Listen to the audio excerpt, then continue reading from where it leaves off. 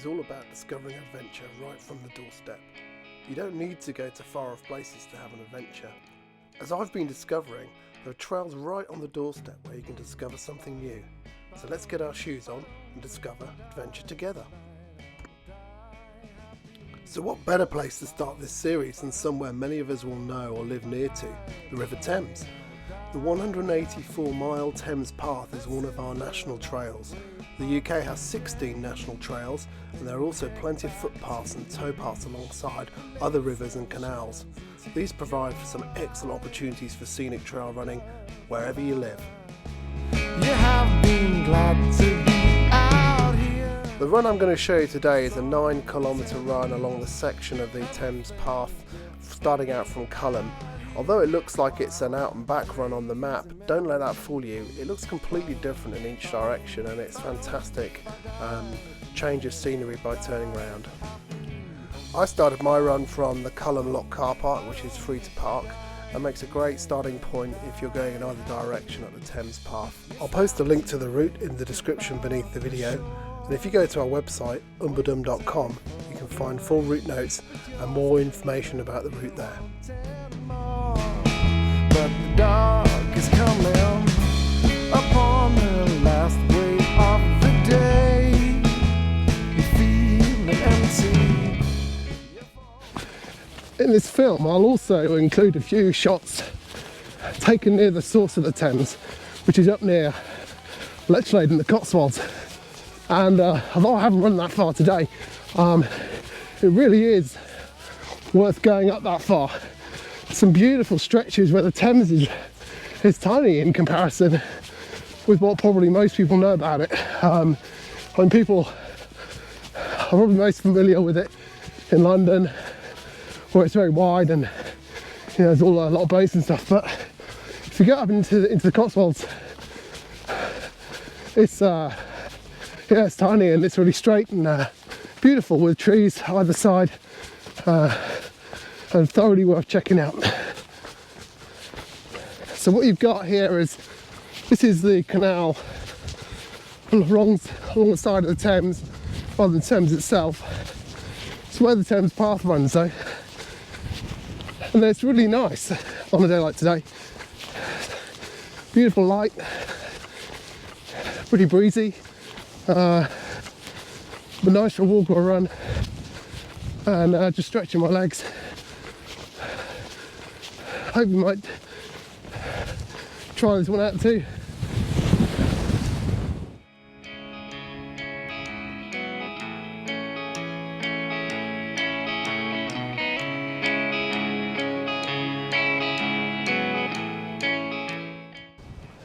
So after a quick stop there, just to show you what it looked like down the canal, we keep going, and we're heading in along the canal towards the River Thames itself.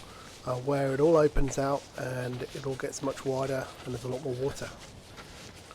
One of the things that's great about the Thames Path is there's loads of places to explore. If you'd carried on over the bridge where I just stopped there for the view, you come across more weirs, backwaters, boat houses, places to dip your fishing rod, maybe have a picnic in the summer. No end of places to explore. Solitary, everything's different out here. Wild and crazy, merry. If I die tonight, I'll die happy. So this is a lovely bit where the canal joins the Thames and opens out. Get a nice view of the river, and not much else around here really. As you can see, I'll just pan around. But yeah, it's a beautiful clear day, and you get this lovely rustling of the wind through the reeds, and as you can see, it's pretty windy today. Hopefully it's not too bad on the microphone. It's beautiful.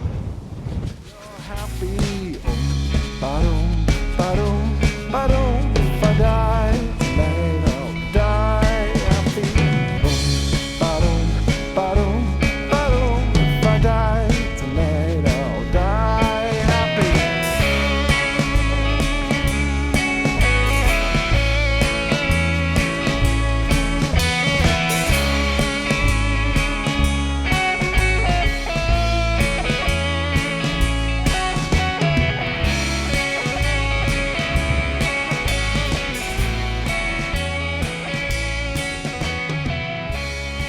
There's something else I want to show you, which I always find a bit bizarre down here. And that's the size of the molehills. They're absolutely massive. That's at least a foot, 18 inches across. And it's not only surprising because of how big it is, but the fact it's so wet. I mean, those little chaps must be having a mud bath on the ground. Oh, my cup of tea. What I discovered is not only the moles that make their nests in the banks of the Thames, but it's also the crayfish, and apparently they tunnel underneath the banks, and it has been known for the banks of the river alongside the trail to collapse and people fall in with some pretty dire consequences by all accounts. This is the bit of the run where we come into the historic town of Abingdon-on-Thames. There's plenty of places to stop for a cup of coffee, but I'm going to keep on going. Back in the distance on the left, over the river, we've just passed the site of the old Moorlands Brewery, which is sadly no longer there, but you can see there's some lovely buildings in and around. We're heading up now towards the bridge, and after there we'll head towards the weir. What I discovered on this run was that at one point in time there was something called the Thames River Patrol. When people were doing their patrol duties, I understand that had the nickname of being up the pub, which I imagine had something to do with the brewery down the road as well.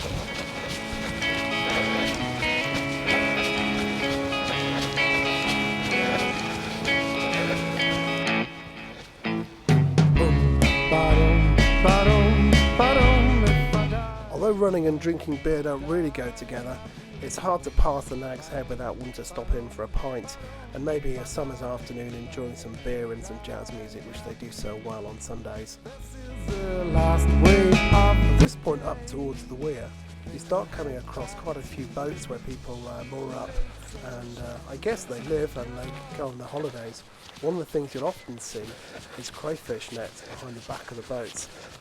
These crayfish are a bit of a delicacy these days, so much so that people have started fishing them again along the Thames, and the guys in Abingdon, I understand, pull out over 7,500 tonnes of crayfish a year, which they sell on to the restaurants.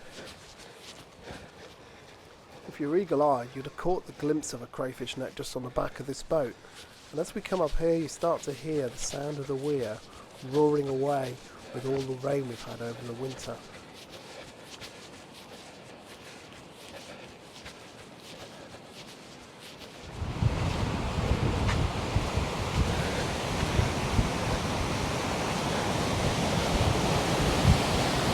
I suppose this next bit's the treat of the whole thing, isn't it, really? It's always exciting coming over a weir, I think. That's really small, isn't it? But there's something nice about it.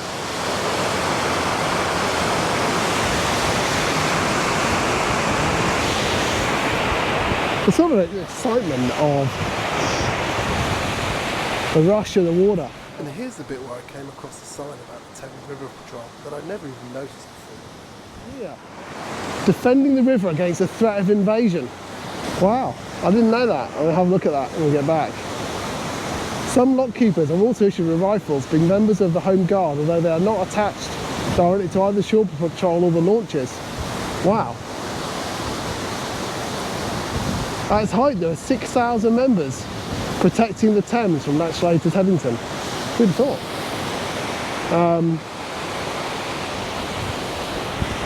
This kind of stuff right on your doorstep and the history. Apart from these odd signs, you wouldn't know about it at all.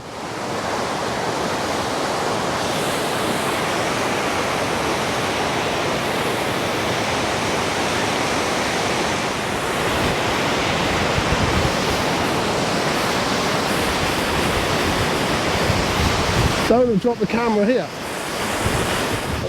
After taking in the weir and the lock, I headed through Abbey Meadows and the gardens and towards the old folly to have a look around. I thought this was some ancient ruin, but it turns out that it's constructed from bits of old church and things in the 1920s that have just been put up there for show. Scooted back through the town and through the Abbey Gateway and then back over the river again over the main road bridge. And as the sun was setting, we headed back onto the Thames Path and back in the direction we came from. With the sun setting, I was reflecting on how good it was to go for a run through a place at this time of year. I guess you're really up close to the action, right in the grassroots of what's going on in the place. And you get to see things you wouldn't normally see when you scoot by on a car. You get to see exactly what's there and how it all fits together. So the sun has gone down. It's been a beautiful late afternoon run. I hope you've enjoyed the film, and really helps if you did, just to click like, let us know what you think. Please subscribe to the channel too if you haven't done already, and leave us any comments, any questions. Cheers for now.